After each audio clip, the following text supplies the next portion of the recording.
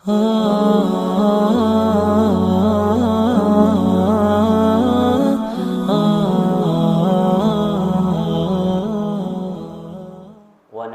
إليه من شرور أنفسنا وسيئات أعمالنا من يهده الله فلا مضل له ومن يضلل فلن تجد له وليا مرشدا قال الله تعالى يا أيها الذين آمنوا اتقوا الله حق تقاته ولا تموتن إلا وأنتم مسلمون وقال تعالى يا أيها الناس اتقوا ربكم الذي خلقكم من نفس واحدة وخلق منها زوجها وبث منهما رجالا كثيرا ونساء واتقوا الله الذي تساءلون به والأرحام إن الله كان عليكم رقيبا وقال تعالى يا أيها الذين آمنوا اتقوا الله وقولوا قولا سديدا يصلح لكم أعمالكم ويغفر لكم ذنوبكم ومن يطع الله ورسوله فقد فاز فوزا عظيما أما بعد فإن خير الكلام كلام الله وخير الهدى هدى نبينا رسولنا محمد صلى الله عليه وسلم وشر الأمور محدثاتها وإن كل محدثة بدعة وكل بدعة ضلالة وكل ضلالة في النار معاشر الحاضرين والحاضرات. Segala puji dan syukur kita kembalikan kehadirat Allah Azza wa Jalla, yang mana dengan limpahan nikmat-nikmatnya serta hidayah dan taufiknya sehingga kita bisa duduk di majlis yang mana majlis tersebut merupakan sebaik-baiknya majlis yang dibacakan di dalamnya ayat-ayat Allah dan juga sunnah-sunnah Nabi-Nya sallallahu alaihi wasallam. Ma'asyiral muslimin wal muslimat rahimani wa rahimakumullah. Insyaallah pada pertemuan kita di sini kita akan mengkaji masih dalam kitab yang sama, yaitu kitab Riyadhus Shalihin, kitab hadis. Akan tetapi karena sebenarnya pada pertemuan hari ini Al-Ustadz Abdul Quddus Muqaddam beliau tidak bisa hadir, maka tiap pertemuan Yaumul Khamis pada hari Kamis yang ketiga ini insyaallah kami akan isi. Pembahasan kita masih sama terkait hadis dari kitab Riyadhus Shalihin, akan tetapi insyaallah kami di sini ingin membahas dari sepertiga akhir kitabnya. Adapun nanti ketika waktunya dengan Al-Ustadz Abdul Quddus hafizahullah, kalian akan mempelajari dari yang awal seterusnya. Adapun dengan kami insyaallah kita bahas dari sepertiga akhir insyaallah. Kemudian ma'asyiral muslimin wal muslimat, ikhwani wa akhwati fillah, a'azzani Allah wa iyyakum. Insyaallah kita akan masuk pada pembahasan kitabul ilmi, yang mana kita akan nanti langsung melompat untuk kita kaji seterusnya ya, dari hadis yang nomor 1376.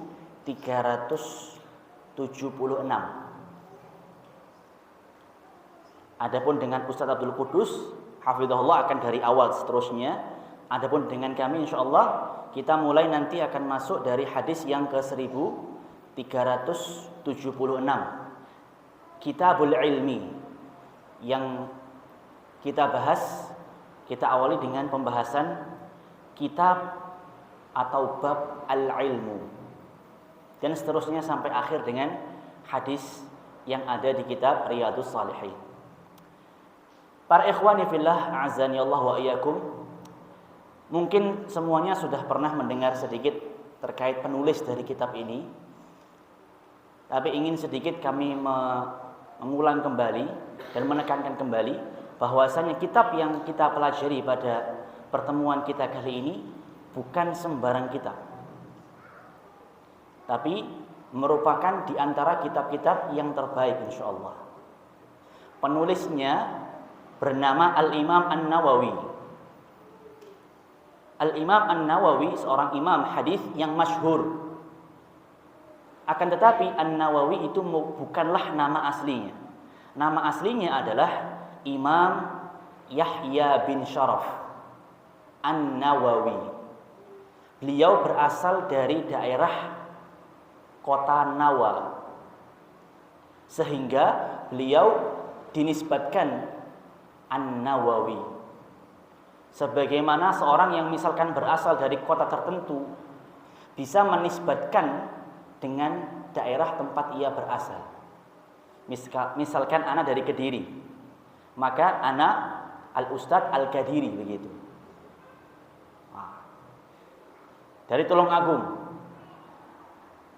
Tulungagungi begitu nanti. Kurang lebih seperti itu. Kenapa kok bisa muncul nama dikenal dengan Al-Imam An-Nawawi? Itu nisbat kepada daerah asal beliau. Nama aslinya adalah Al-Imam Yahya bin Syaraf An-Nawawi rahimahullah. Beliau adalah salah seorang ulama madhab Syafi'i. Makanya kenapa di Indonesia ini kitab beliau sangat digandrungi, sangat disukai.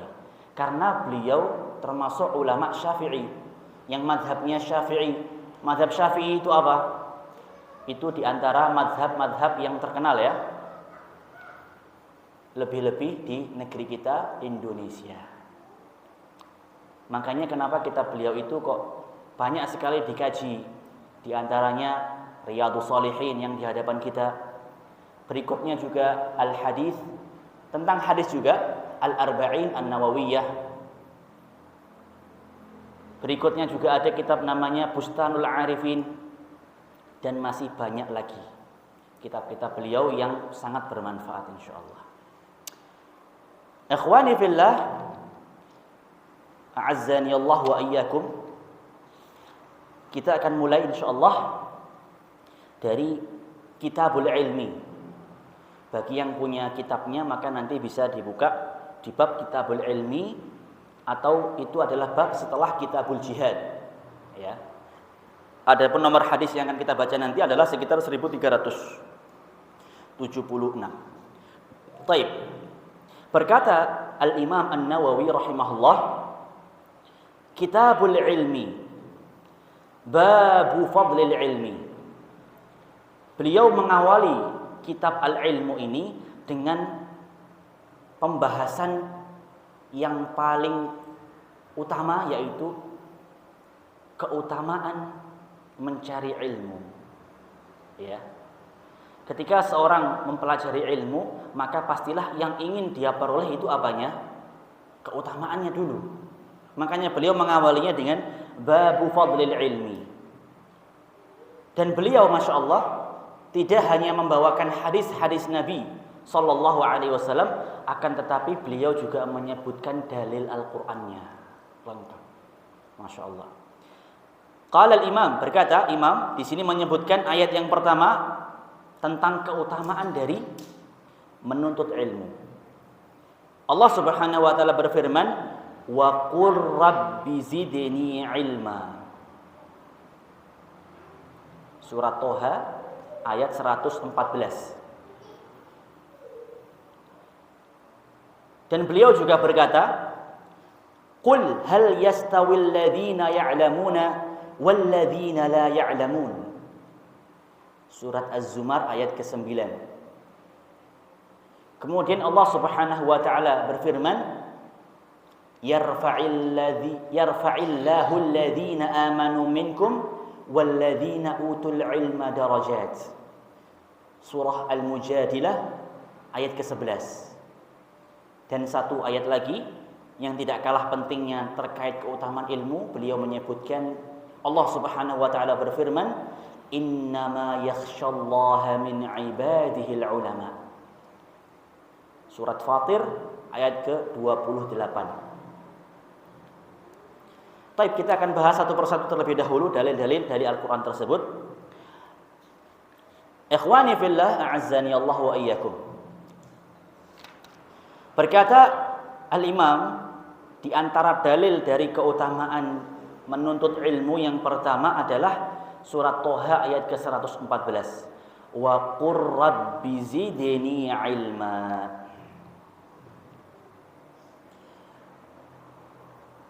Ma'asyiral hadirin, Allah Subhanahu wa ta'ala berfirman dalam ayat tadi bahwasanya, dan katakanlah wahai Muhammad, Rabbi zidni ilma, Tuhanku tambahkanlah untukku ilmu. Kok bisa? Dari ayat ini bisa kita ambil sebuah hikmah, sebuah faidah bahwasanya ilmu itu mulia. Kira-kira kenapa? Karena Allah memerintahkan Rasulnya, Nabi yang disuruh di sini, untuk minta apa? Minta tambah ilmu. Allah meminta nabinya, wahai Nabi, katakanlah, Rabbi zidni ilma, tambahkan kepadaku ilmu. Bukan Allah memerintah Nabi untuk minta ditambahkan harta. Allah tidak memerintahkan Nabi untuk minta ditambahkan anak atau bahkan istri. Tapi Allah memerintahkan Nabi, ya, seorang Nabi, seorang Rasul yang mulia itu untuk minta tambah apa? Ilmu. Karena pentingnya ilmu, sampai Nabi pun disuruh oleh Allah untuk minta terus ditambahkan ilmunya. Maka bagaimana dengan kita yang bukan Nabi dan juga bukan Rasul? Maka hendaknya kita terus, lebih-lebih adik-adik yang talibul ilmi di sini, terus minta kepada Allah, Rabbi zidni ilma. Itu doanya Nabi Muhammad itu. Kalau pengen tambah pinter, pengen ilmunya bermanfaat, katakan itu, Rabbi zidni ilma. Enggak usah panjang-panjang doanya. Ya Allah, saya pengen nanti kepintaran saya menjadi seperti ini, masuk ke kuliah, enggak usah. Rabbi zidni ilma saja sudah. Itu sudah mencakup semuanya. Nabi pun disuruh seperti itu. Itu diantara keutamaan doa yang mana menunjukkan itu doanya adalah agar kita ditambahkan atau kita meminta ditambahkan ilmu. Kemudian ayat yang berikutnya yaitu di surat Az-Zumar ayat ke-9. Qul hal yastawil ladzina ya'lamuna wal ladzina la ya'lamun. Katakanlah wahai Muhammad, apakah sama orang-orang yang beriman? Apakah sama orang-orang yang mengetahui, ya, orang-orang yang mengetahui, ya'lamun, dengan orang-orang yang tidak mengetahui? Maka jawabannya apa? Pastilah tidak sama. Bukan berarti Allah ketika menyebutkan ayat ini menanyakan kepada nabinya itu Allah tidak tahu jawabannya, sudah tahu. Akan tetapi ingin menegaskan, wahai Muhammad, apakah orang yang berilmu itu sama dengan yang tidak berilmu? Pasti jawabannya apa? Tidak mungkin. Maka ini jelas keutamaan bagi seorang yang memiliki ilmu. Karena tidak akan sama orang yang berilmu dengan yang tidak berilmu. Sudah pasti. Ya. Dari situ bisa kita ambil faedah bahwasanya menuntut ilmu itu membuat kita berbeda dari orang yang tidak menuntutnya. Kemudian pada ayat berikutnya di surat Al-Mujadilah ayat ke-11. Yarfa'illahu alladhina amanu minkum walladzina utul ilma darajat. Allah Subhanahu wa taala akan mengangkat hamba-hambanya yang beriman di antara kalian, ya, dan juga hamba-hambanya yang berilmu beberapa derajat. Ini termasuk keutamaan yang sangat besar. Allah mengangkat derajat orang-orang yang beriman dan juga orang-orang yang berilmu. Beberapa derajat. Berapa? Maksudnya ya Ustadz, misalkan Di sini Allah menyebutkannya dengan darajatin. Dengan lafaz dalam bahasa Arab itu kita mengenalnya jamak. Jamak itu artinya banyak. Lebih dari 3. Semua itu tergantung bagaimana usaha kita, usaha kalian semuanya itu untuk beriman kepada Allah dan tentunya kadar kalian mencari ilmu. Semakin kalian berilmu maka akan semakin tinggi derajat kalian. Fid dunya wal akhirah. Di dunia dan juga di akhirat. Maka kita lihat di dunia ini apakah ada hamba Allah yang dia berilmu direndahkan serendah-rendahnya? Tidak ada. Pasti dia akan dihormati. Itu baru di dunia. Bagaimana di akhirat? Maka akan semakin tinggi pula derajatnya. Tentunya tujuan dia mencari ilmu bukan untuk sekedar mencari pujian atau derajat di dunia saja, yang mana dia ikhlas menuntut ilmunya untuk mendekatkan diri kepada Allah, semakin mengenal Allah, itulah yang nanti Allah angkat derajatnya. Tapi kalau justru dia mencari di balik itu semua, ingin ketenaran di dunia, justru Allah akan bongkar kebobrokan ilmu yang dia punya. Saking dia sudah lama ngaji, sampai-sampai dia mengaku nabi. Kira-kira ilmunya bagaimana? Justru dia dihancurkan oleh Allah Subhanahu wa taala. Karena tidak ada nabi setelah Nabi Muhammad sallallahu alaihi wasallam. Itu sekedar contoh saja. Kemudian ikhwani fillah azzani Allah wa iyyakum.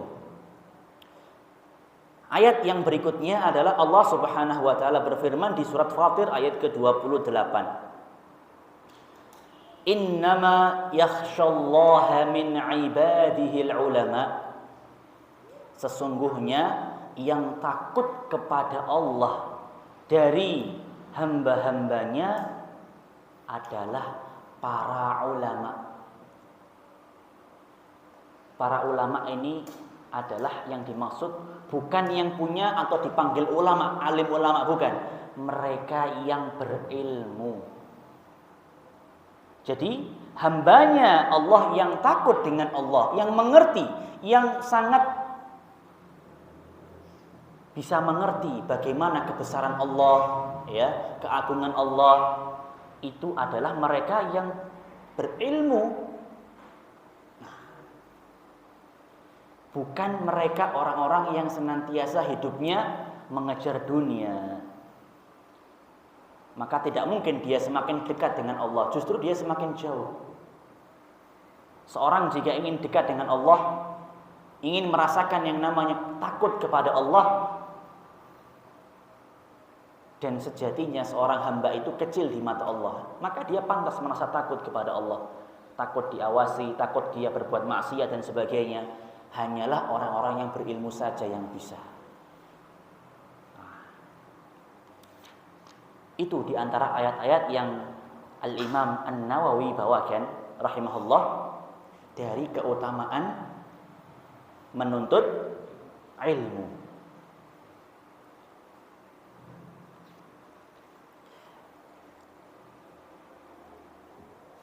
Kemudian di sini ada sedikit sebelum kita masuk kepada hadis yang dibawakan oleh Imam An-Nawawi, termasuk dari pentingnya mempelajari ilmu itu adalah kita lihat bagaimana Al-Imam An-Nawawi menulis Kitabul Ilmi itu bergandengan dengan Kitabul Jihad. Jadi setelah Kitabul Jihad, pembahasan jihad, langsung membahas apa? Kitabul Ilmi. Di antara faedahnya kenapa? Karena jihad itu perlu ilmu. Bukan cuma asal berangkat bom bunuh diri, waliyadzubillah, itu salah itu. Harus punya ilmu dulu. Kalau mau pergi berjihad di jalan Allah, kalian punya ilmunya. Jadi bukan yang tidak berilmu sehingga dia bisa dengan mudah pergi untuk jihad misalnya. Tidak. Dia harus belajar dulu, ngaji dulu. Mungkin perlu waktu beberapa tahun. agar dia tahu, agar bisa nantinya ke depannya dalam jihadnya dia tidak salah, sebagaimana yang kita lihat di media-media seakan-akan Islam itu selalu berbau teroris. Itu tidak benar. Mereka itu salah karena mereka tidak mengedepankan atau menggandengkan jihadnya dengan ilmu.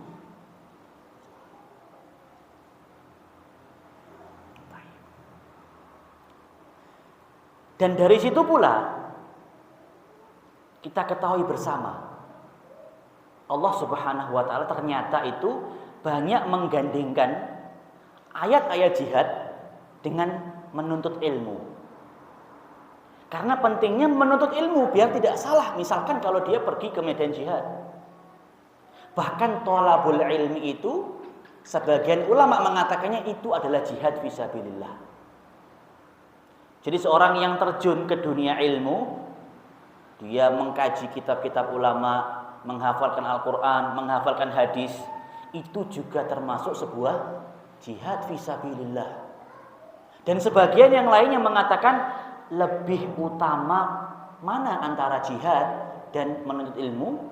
Mereka mengatakan lebih utama menuntut ilmu. Kenapa? Karena seorang itu berjihad, dia kebaikannya kembali kepada dirinya. Ya, barang siapa yang pergi ke medan jihad dan dia meninggal, maka baginya jika dia syahid masuk surga. Untuk dirinya sendiri saja. Akan tetapi jika itu menuntut ilmu, maka kebaikannya itu bukan hanya pada dirinya, tapi juga pada orang-orang di sekitarnya. Bahkan sampai orang itu sudah meninggal, kebaikannya pun akan terus mengalir.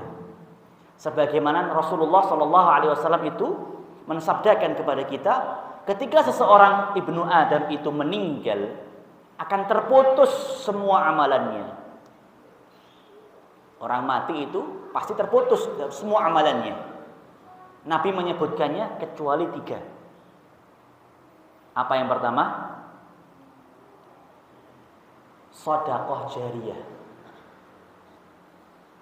Sedekah jariyah, seorang yang meniatkan hartanya dia sedekahkan untuk membangun masjid misalkan, maka pahalanya sepeninggal ia akan terus mengalir selama masjid tersebut tetap digunakan. Sedekah jariyah. Yang kedua apa kira-kira? Ilmu yang bermanfaat. Seorang yang belajar ilmu kemudian mengajarkannya, dari yang diajari ilmunya dia mengajarkan lagi ke fulan yang lain, terus itu akan mengalir baginya pahala, meskipun itu cuma perkara yang kamu anggap itu suatu hal yang remeh.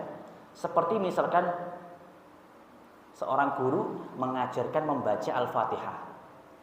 Apakah masih ingat kira-kira siapa yang mengajarkan kalian baca Al-Fatihah pertama kali? Yang mengajarkan kalian membaca Al-Fatihah tersebut, meskipun dia sudah meninggal, dan mungkin itu hal yang sangat mudah sekali, semua bisa saja mengajarkan Al-Fatihah. Si anak terus membacanya ketika sholat, maka bagi gurunya itu apa? Pahala. Terus mengalir tanpa batas. Terus si murid itu mengajarkan ke muridnya, mengalir lagi ke gurunya, terus. Itu adalah pahala yang terus mengalir. Dan yang ketiga adalah doa dari anak yang soleh. Seorang orang tua pastilah mengharapkan anaknya soleh. Kenapa? Karena anak yang soleh akan mendoakannya. Meskipun sepeninggal mereka akan terus mendoakannya sehingga dapat terus pahalanya. Itu diantara kebaikan dari menuntut ilmu. Kebaikannya untuk diri sendiri, diantaranya ya akan diangkat derajatnya oleh Allah untuk orang lain, ya, sehingga orang lain tersebut tidak jadi bodoh. Dia tahu mana yang benar, mana yang salah. Dan lebih-lebih ketika dia meninggal, pahalanya tersebut akan terus mengalir.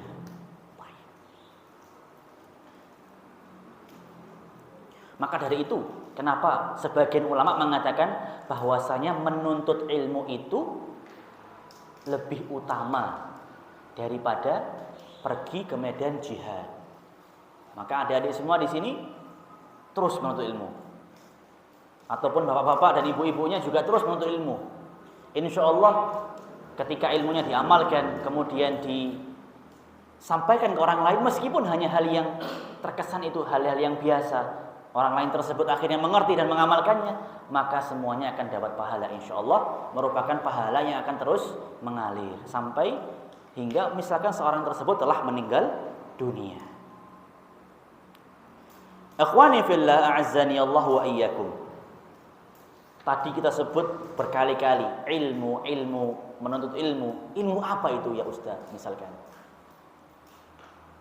apakah ilmu matematika? Apakah ilmu bahasa?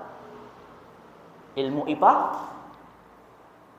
Ataukah ilmu agama?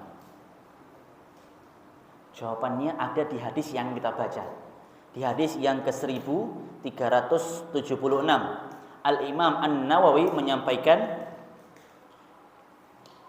wa an Muawiyah radhiyallahu anhu qala Rasulullah sallallahu alaihi wasallam,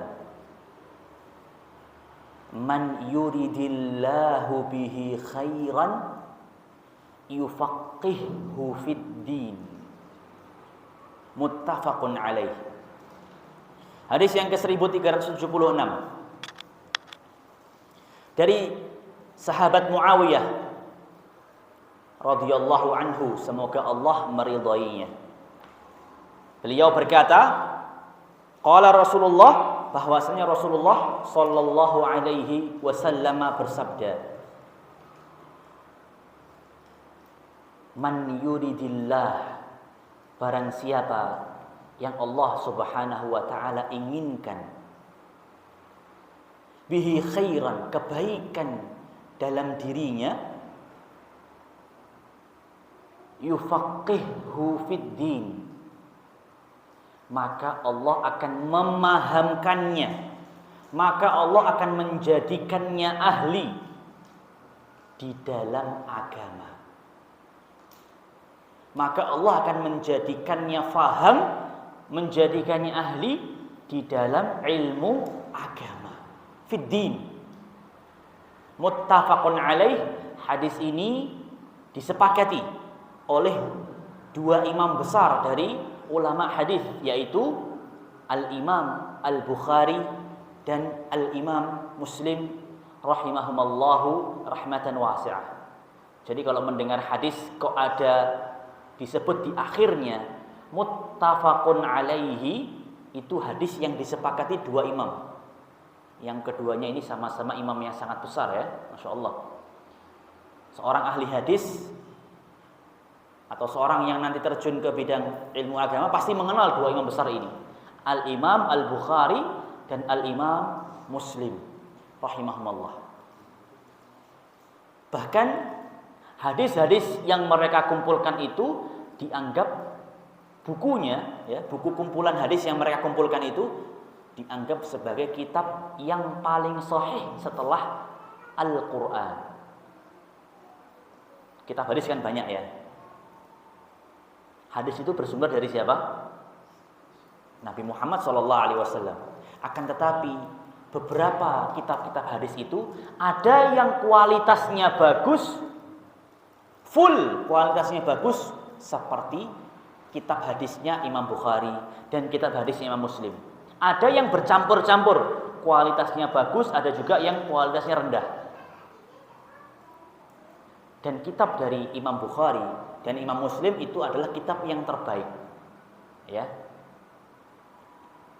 Jadi ini merupakan hadis yang menerangkan kepada kita, ma'asyiral muslimin wal muslimat, ikhwani fillah semuanya, bahwa barang siapa seorang yang dia diinginkan kebaikan oleh Allah, Allah ingin dia itu menjadi orang baik, maka Allah jadikan ia itu faham dan pintar dalam perkara agama. Dia rajin sholat, rajin puasa, dia mengerti hukum-hukum sholat, dia mengerti hukum-hukum puasa, dari yang membatalkannya, dari yang merusak puasa misalkan. Dia mengerti terkait perkara akidah, bagaimana iman kepada Allah yang benar.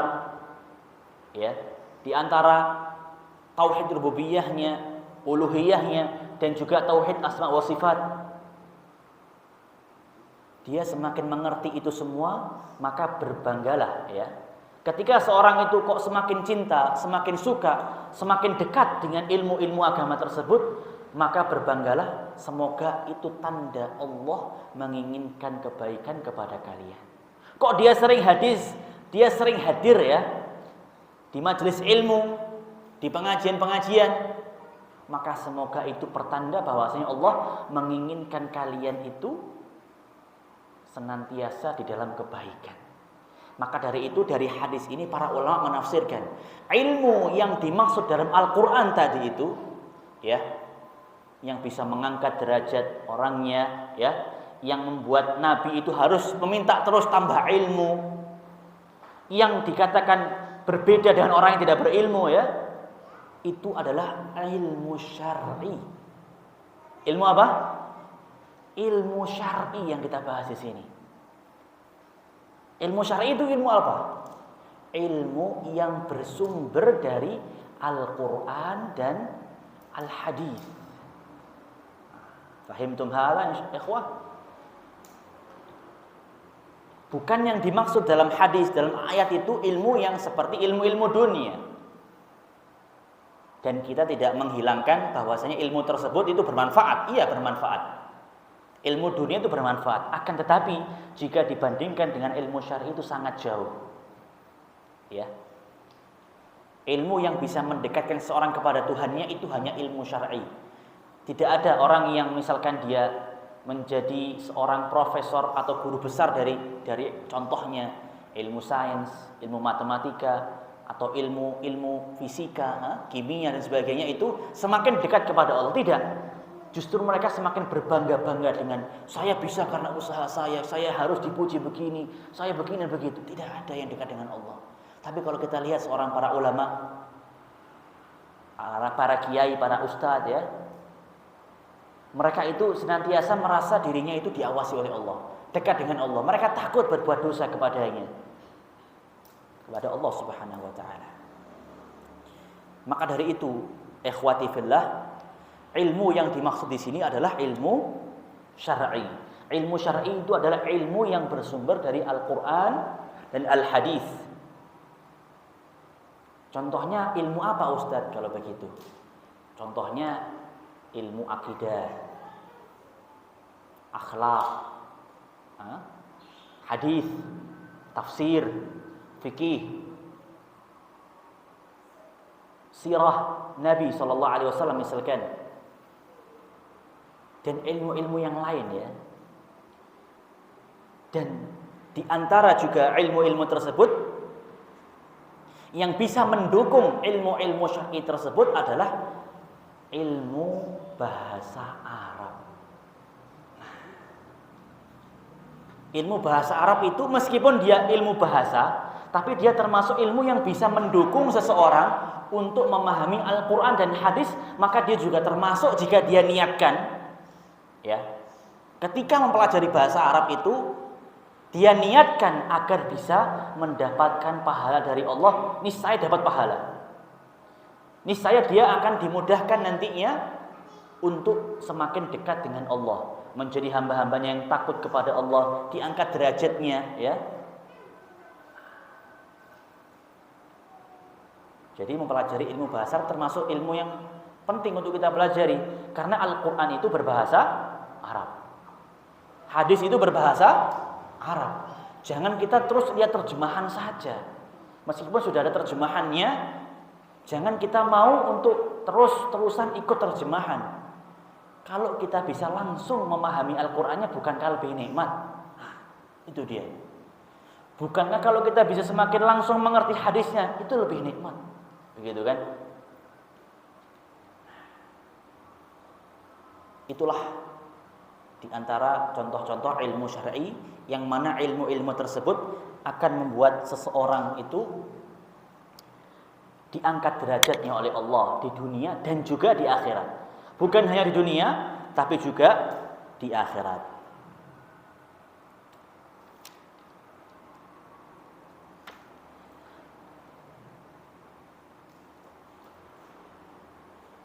Maka dari itu ayuhal ikhwah, para ulama ada yang membagi ilmu syar'i itu menjadi dua secara hukum. Ilmu syar'i secara hukum itu dibagi menjadi berapa? Menjadi dua. Yang pertama hukumnya itu fardhu ain. Yang kedua itu hukumnya fardhu kifayah.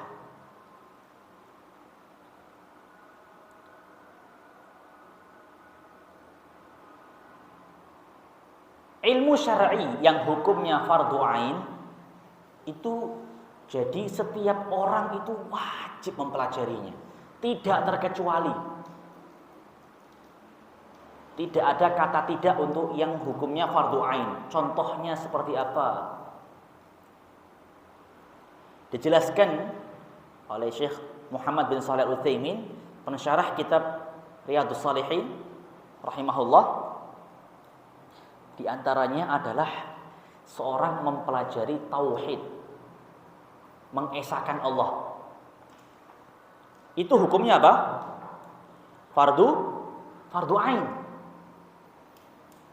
Seorang mengesahkan Allah itu hukumnya fardhu ain, dan mempelajari hal-hal yang nanti berkaitan dengan mengesahkan Allah itu hukumnya pun fardhu ain. Itu nanti ada di pelajaran tauhid ya. Kenapa kok penting sekali? Karena ditakutkan seorang itu bisa merusak tauhidnya, bisa merusaknya dengan perbuatan-perbuatan syirik. Na'udzubillah, jatuh kepada yang namanya apa? Kekufuran. Dia menjadi orang kafir. Makanya penting bagi setiap orang itu, setiap muslim, ilmu syar'i yang wajib ia pelajari pertama adalah ilmu tauhid. Jangan sampai tauhidnya, la ilaha illallahnya itu tercampur atau terkotori dengan perbuatan-perbuatan syirik. Contohnya adalah ya misalkan dia menyembelih untuk selain Allah. Ya. Maka itu tidak diperbolehkan. Kalau menyembelih itu haruslah dengan nama Allah. Dan untuk siapa? Untuk Allah. Seperti itu. Kita sebentar lagi akan sampai pada Idul Adha, yang mana di situ akan ada ibadah menyembelih. Ya. Yaumun Nahri.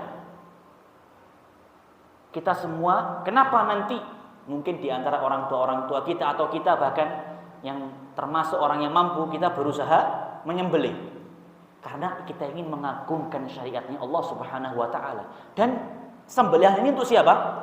Allah Subhanahu wa taala. Dengan nama Allah dan untuk Allah, bukan untuk kepada penunggu dari daerah-daerah tertentu misalkan, karena dianggap angker keramat. Kalau kita tidak kasih sembelihan, dia akan ngamuk nanti misalkan.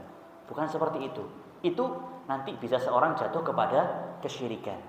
Wal'iyadzubillah. Itu diantara ilmu syar'i yang pertama yang hukumnya fardhu ain. Yang kedua diantaranya adalah sholat. Hukumnya sholat bagi setiap hamba itu adalah wajib, fardhu ain juga. Maka dari itu mempelajari sholat, rukun-rukunnya, wajib-wajib sholatnya, sunnah-sunnahnya, hal-hal yang membatalkan sholat itu hukumnya fardhu ain, agar sholat kita semakin sempurna.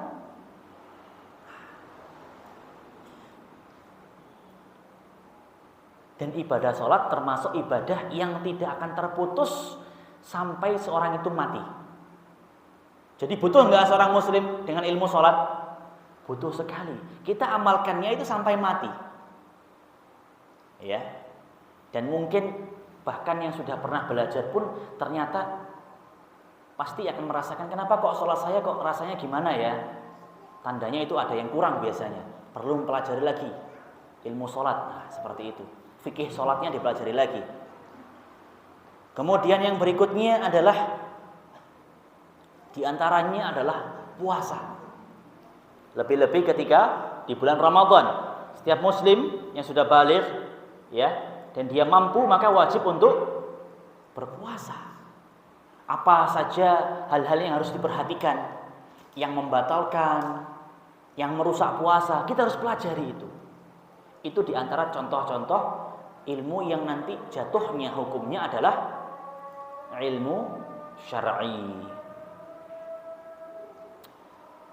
Wallahu a'lam bishawab. Mungkin kita break sebentar untuk dikumandangkan azan, kemudian kita lanjutkan sedikit insyaallah.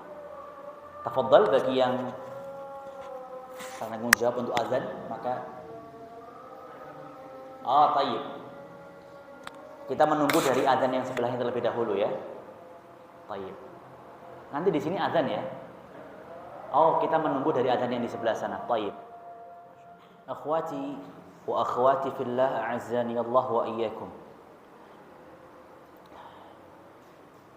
Tadi kita sampai pada di antara contoh-contoh ilmu syar'i yang hukumnya wajib, fardhu ain. Kemudian dan lain sebagainya begitu ya, nanti bisa dicari insyaallah. Itu di antara hal-hal yang penting, yaitu tadi ilmu tauhid, salat dan puasa. Itu yang minimal ya.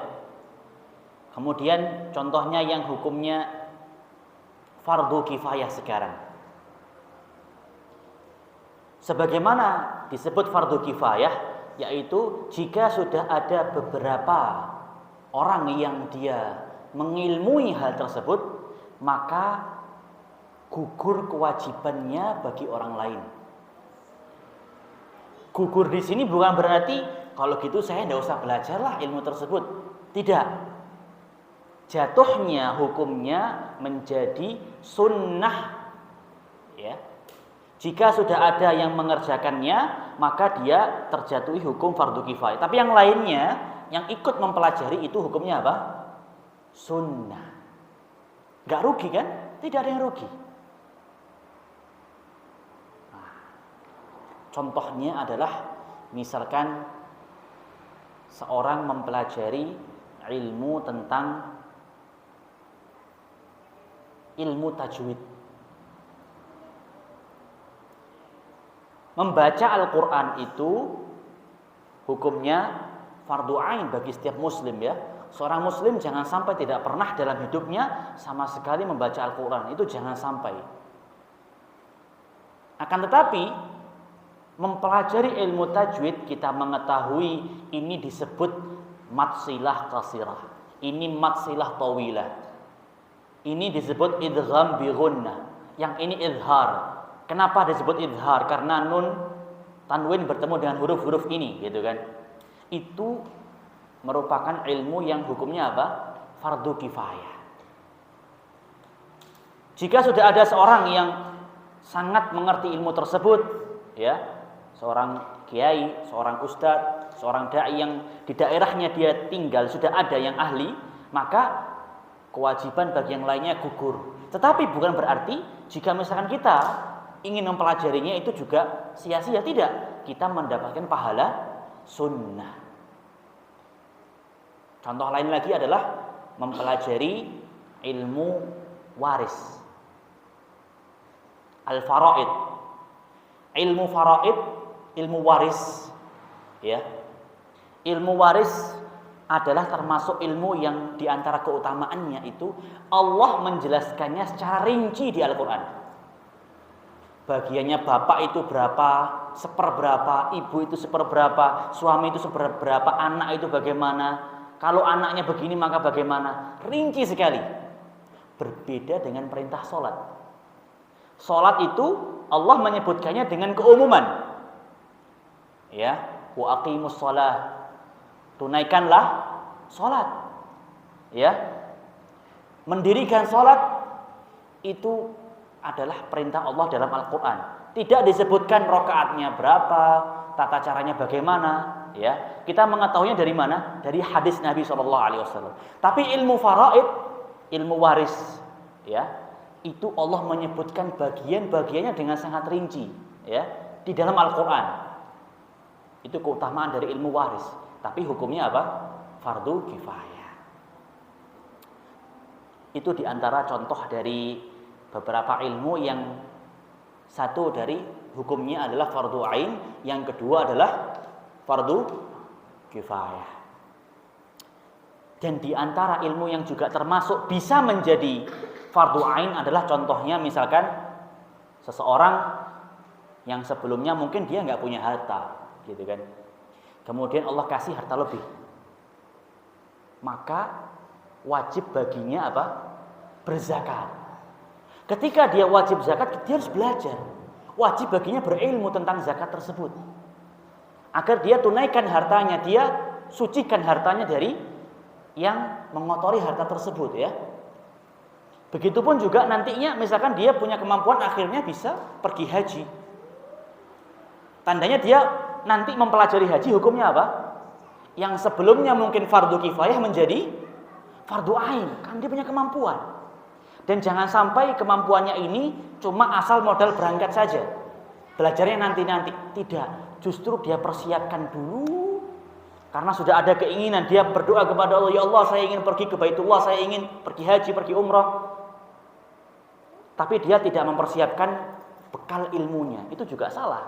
Jadi kalau ada seorang sudah kemantapan ingin pergi haji, persiapkan bekalnya juga itu adalah ilmu. Ketika nanti sudah dia punya kemampuan harta tersebut misalkan, maka mempelajarinya jadi yang sebelumnya fardu kifayah menjadi hukumnya fardu ain. Dan jangan sampai kita justru malah terlambat mempelajari ilmu tersebut. Karena tidak mungkin ya, seorang yang contohnya setelah ini kita akan melihat semaraknya ibadah haji ya.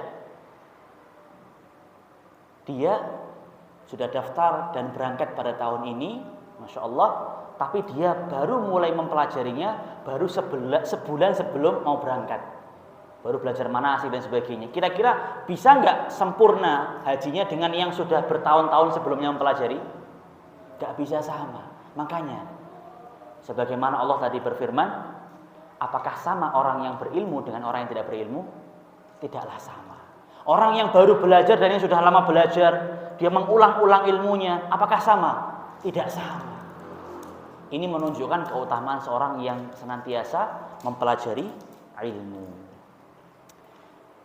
Taib ikhwati fillah, a'azzani Allah wa iyyakum. Jadi itu diantaranya keutamaan-keutamaan ilmu yang semoga dengan kita mendengar dan mungkin nanti kemudian setelah itu merenungkannya, kita jadi semakin semangat untuk menuntut ilmu. Lebih-lebih ilmu apa? Ilmu syar'i. Karena ilmu itu yang tadi kita bahas. Keutamaan ilmu syar'i tersebut yang kita bahas, bukan ilmu yang lain.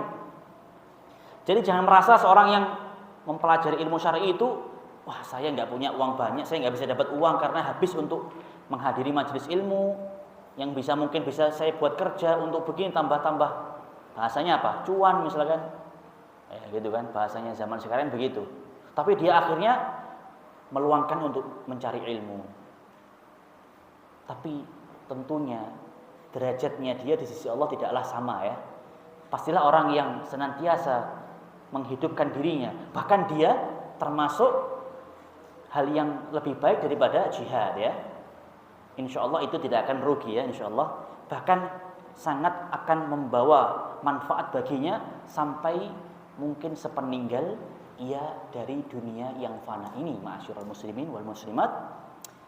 Wallahu a'lam bishawab. Mungkin itu insya Allah yang bisa kita kasih pada pertemuan kita kali ini. Kita akan lanjutkan pada pertemuan berikutnya masih terkait keutamaan ilmu, tapi dari hadis yang berikutnya insya Allah. Jadi keutamanya banyak ilmu syar'i ini. Jangan merasa kalian itu cuma rasanya gitu-gitu aja. Tidak, masih banyak. Kita akan pelajari pada pertemuan-pertemuan berikutnya insyaallah taala. Wallahu taala a'la wa a'lam bis-shawab. Kita mengharapkan semoga pertemuan kita yang sebentar ini mungkin dan yang mungkin kita rasa tidak banyak, kita belum berlama-lama mendalaminya, membawakan ilmu yang bermanfaat bagi kita semuanya, bermanfaat di dunia dan juga di akhirat untuk diri kita dan juga untuk orang lain. Allahumma amin. Kita akhiri dengan kafatul majlis. Subhanakallahumma bihamdik asyhadu an la ilaha illa anta astaghfiruka wa atubu ilaik. Akhiru da'wana alhamdulillah. Assalamualaikum warahmatullahi wabarakatuh.